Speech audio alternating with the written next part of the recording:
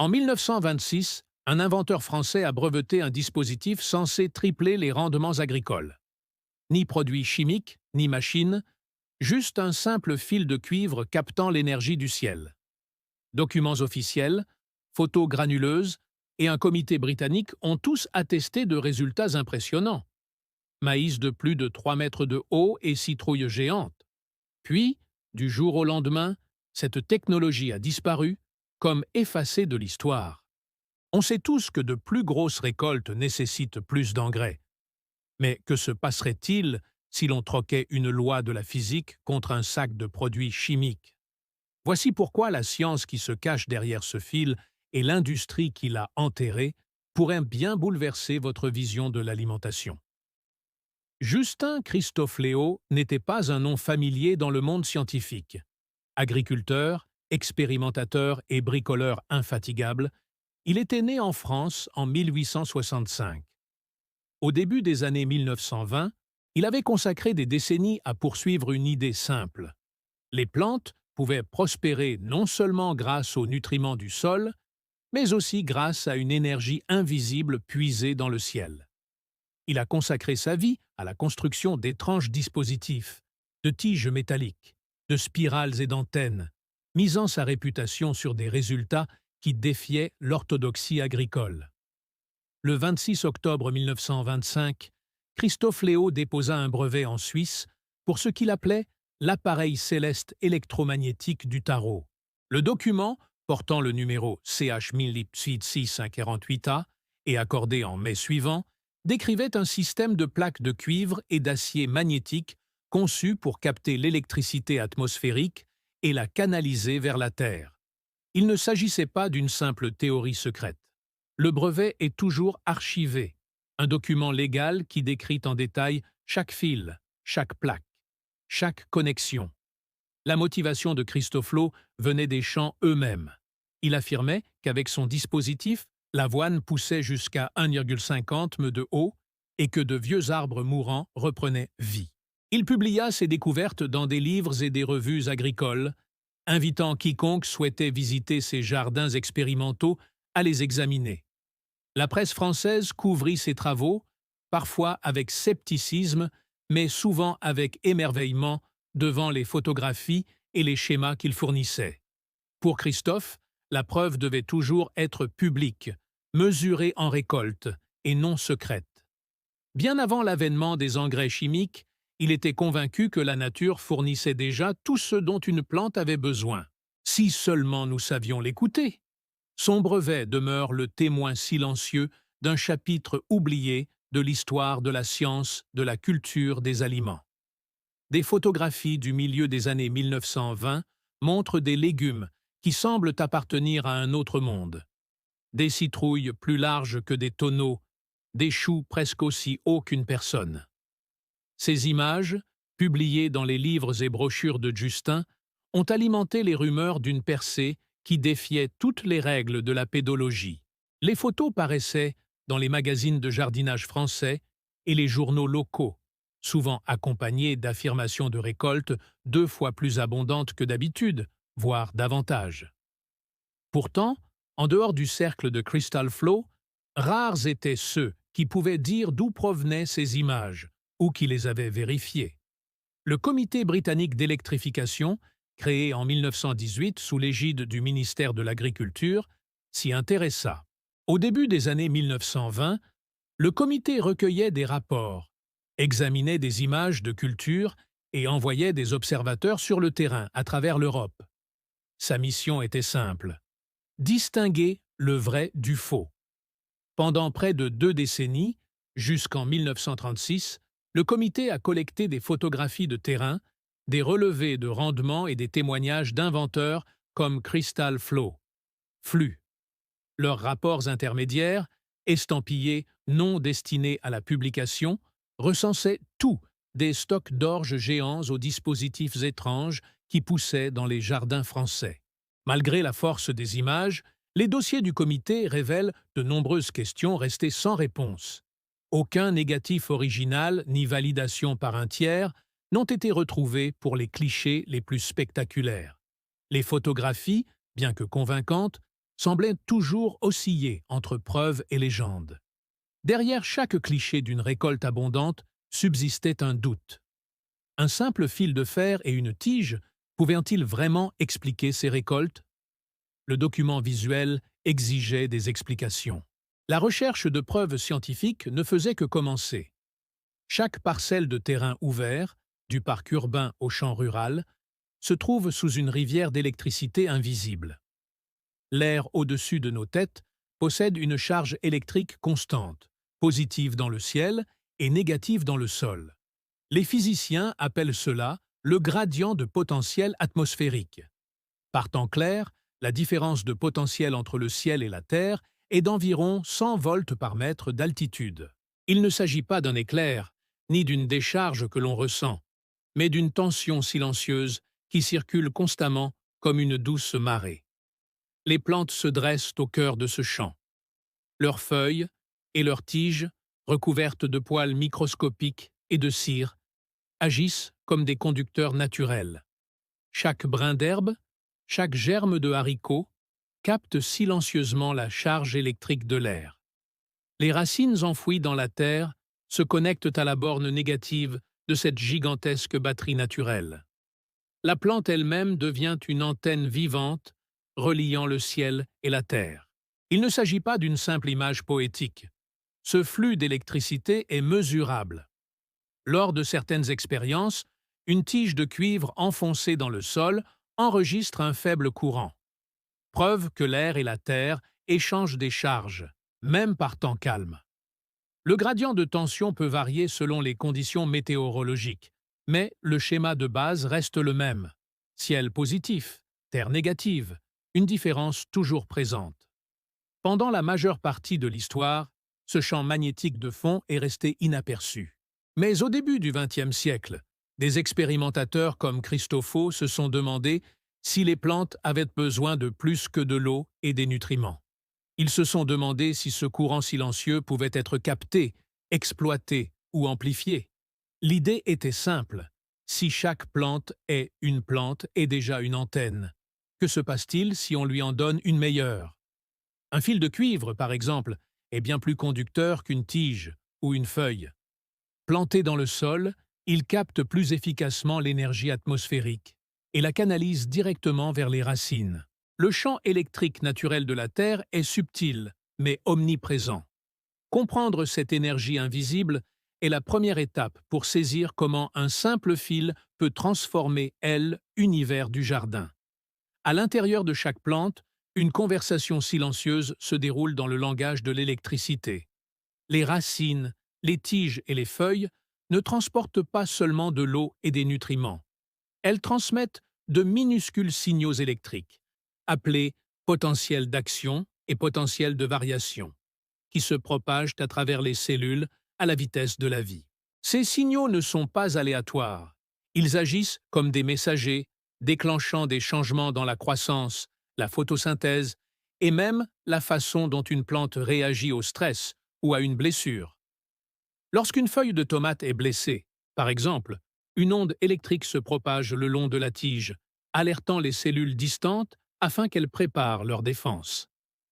C'est la physiologie végétale à son niveau le plus fondamental, un circuit vivant accordé à son environnement. Des chercheurs ont mesuré ces signaux à l'aide de microélectrodes, enregistrant les fluctuations de tension qui passent d'une cellule à l'autre. Même un champ électrique ténu, de quelques microvolts par mètre, peut déclencher une réaction en chaîne. Le système électrique interne de la plante réagit aux variations de son environnement, qu'il s'agisse de la lumière du soleil, du vent ou de la faible attraction du champ électrique terrestre. Certaines études montrent que, lorsqu'elles sont exposées à un gradient électrique externe, les plantes augmentent leur production d'antioxydants et activent des gènes liés à la résilience et à la croissance. Cet effet ne se limite pas aux blessures ou aux conditions météorologiques. Il peut être déclenché par les outils les plus simples, un fil, une tige ou même une spirale soigneusement façonnée. La spirale, une forme omniprésente dans la nature, des coquilles d'escargot aux capitules de tournesol, est devenue un symbole clé des débuts de l'électroculture. Des inventeurs comme Christophe Low et ses contemporains pensaient qu'une spirale de cuivre plantée dans le sol pouvait capter et concentrer les courants turiques terrestres. La géométrie n'était pas qu'un simple ornement. Les spirales agissent comme des antennes, collectant l'énergie sur une vaste zone et la canalisant vers un point précis. Les premières conceptions de bobines, inspirées à la fois par les traditions anciennes et la physique naissante, visaient à amplifier les signaux naturels de la plante, et non à les supplanter. L'idée était simple: utiliser la géométrie pour se connecter aux fréquences déjà présentes dans le champ, laissant ainsi la biologie et la physique œuvrer de concert. C'est à cette intersection entre forme, signal et sol que l'électroculture se distingue de l'agriculture chimique. Au lieu de gaver les plantes de nutriments synthétiques, l'objectif est devenu de déverrouiller les voies électriques que l'évolution a intégrées à chaque cellule vivante. Le fil de cuivre, façonné et orienté avec soin, était plus qu'un conducteur. C'était une clé qui promettait d'ouvrir de nouvelles perspectives. De nouvelles perspectives s'ouvrent dans la science de la production alimentaire. Au début des années 1920, l'agriculture allait connaître une transformation radicale. Des usines en Allemagne et aux États-Unis commencèrent à produire de l'ammoniac synthétique à une échelle inédite.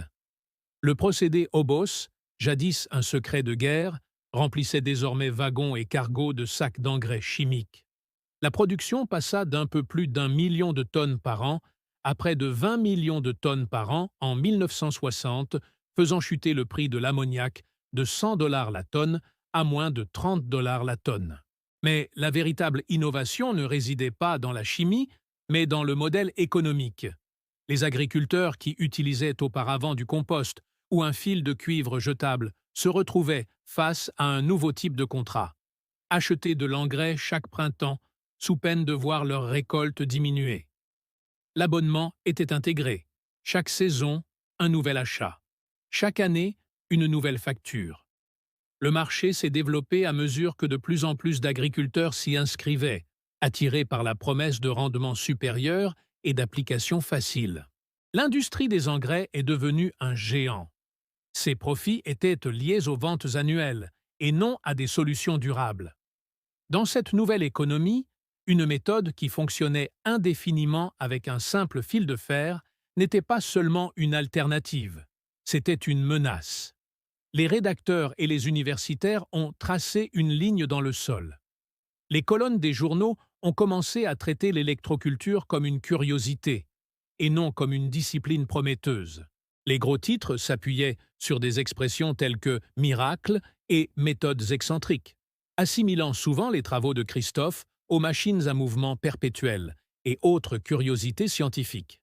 Les revues agricoles, autrefois ouvertes aux nouvelles idées, ont discrètement fermé leurs portes. Les manuscrits restaient sans réponse et les lettres à la rédaction demeuraient sans écho. Les chercheurs universitaires, soucieux d'obtenir des financements et craignant le ridicule, se tenaient à l'écart du soutien public.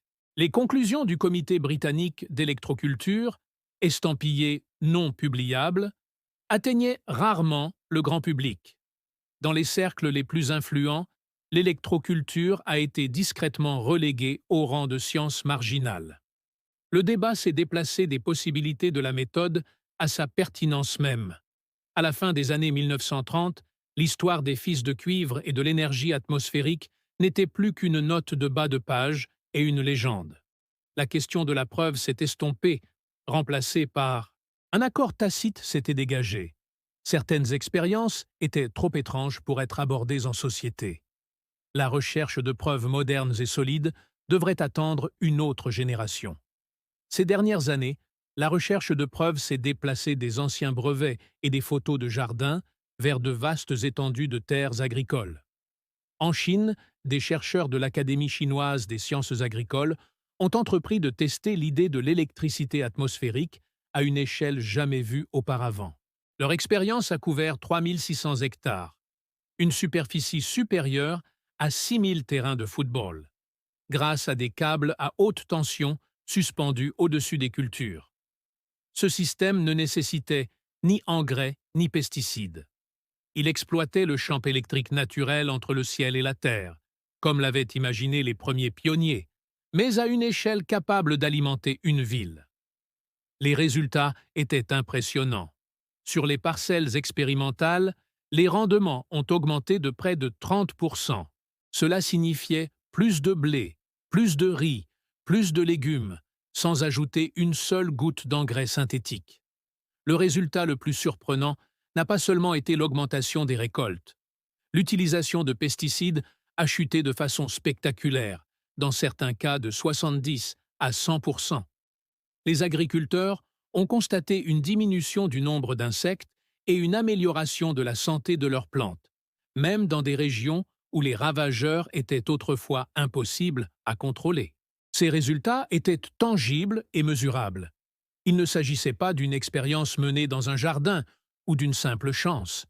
L'étude de l'Académie chinoise des sciences agricoles a institutionnalisé le concept d'électroculture grâce à un échantillon suffisamment important pour réfuter toute affirmation de coïncidence. Les données ont montré que les plantes, lorsqu'elles avaient accès au courant naturel de la Terre, pouvaient prospérer grâce à une énergie qui avait toujours été là, gratuite, silencieuse et présente juste au-dessus du sol. Pour la première fois en près d'un siècle, les anciennes affirmations concernant les récoltes, amplifiées par les réseaux électriques et les conditions météorologiques, étaient étayées par des données mesurables à l'échelle nationale. Toutes les méthodes censées stimuler la croissance des plantes ne fonctionnent pas de la même manière, ni ne présentent les mêmes risques. La spirale de cuivre utilisée en électroculture passive repose entièrement sur la différence de potentiel naturel entre l'air et le sol. Il n'y a pas de source d'énergie externe, pas de pile, ni de câble branché au secteur. Le fil de cuivre agit simplement comme une antenne plus performante, captant silencieusement la faible charge présente dans l'air.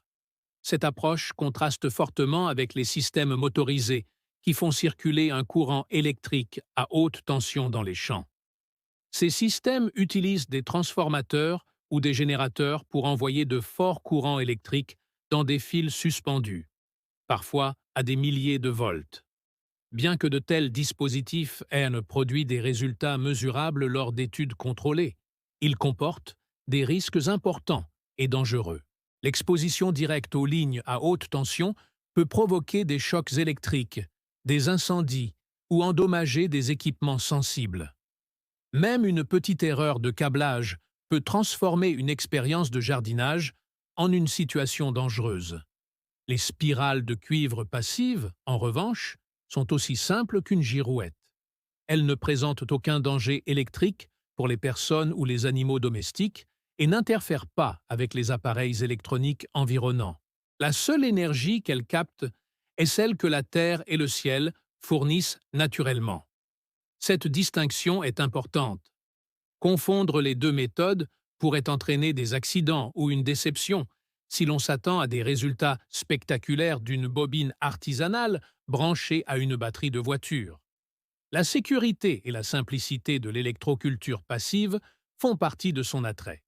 C'est une méthode que tout le monde peut essayer, sans aucun matériel musical à brancher et sans rien à craindre. Mais il est important de connaître les limites et de ne jamais dépasser ces limites. Une simple spirale de cuivre plantée dans la terre peut transformer n'importe quel jardin en un laboratoire vivant. La méthode est simple, mais la précision est essentielle. Commencez avec un morceau de fil de cuivre nu de calibre 14, environ aussi épais qu'un trombone robuste. Enroulez-le en une spirale lâche, en visant un diamètre entre 5 et 25 cm.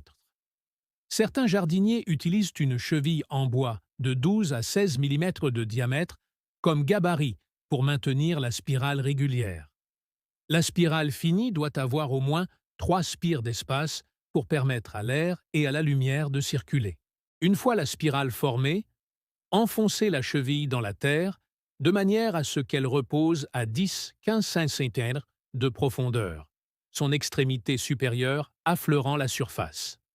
Le détail crucial est que la pointe de la spirale doit être orientée vers le nord magnétique. Une boussole bon marché fera l'affaire. Ne négligez pas cette étape. Les courants magnétiques terrestres circulent. L'orientation nord-sud peut faire toute la différence entre un effet bénéfique et un effet nul. Positionnez la spirale à 10-20 cm de la base de votre plante. Les tomates, les haricots et les courges réagissent bien, mais certains jardiniers constatent les résultats les plus spectaculaires avec les légumes-feuilles. Pour suivre l'évolution, notez la hauteur, la taille des feuilles et l'activité des ravageurs toutes les 2 semaines. Prenez des photos et pesez votre récolte en fin de saison. Un producteur de l'Ohio a enregistré une augmentation de 40% de son rendement de laitue, avec moins de pucerons et aucune trace d'oïdium. Il a conservé tous les autres paramètres identiques. Même terre, même arrosage, et n'a utilisé qu'une seule spirale de cuivre par rang. Les résultats peuvent varier, mais la méthode est sûre, silencieuse et ne nécessite aucune électricité supplémentaire. Pour ceux qui souhaitent l'essayer, l'expérience coûte moins cher qu'un café et pourrait bien changer votre vision du jardinage. Aujourd'hui, la consommation mondiale d'engrais dépasse les 185 millions de tonnes. Des millions de tonnes par an, tandis que la santé des sols se dégrade et que les coûts s'envolent. Alors que les agriculteurs recherchent des solutions durables, la véritable question n'est pas de savoir si l'électroculture fonctionne partout, mais pourquoi de simples expériences à faible coût menacent des industries pesant des milliards de dollars. Lorsque l'énergie libre se heurte à la résistance des entreprises, le progrès ralentit pour tous. L'avenir dépend de ce que nous osons redécouvrir. Que tenteriez-vous si Prophet n'était pas aux commandes?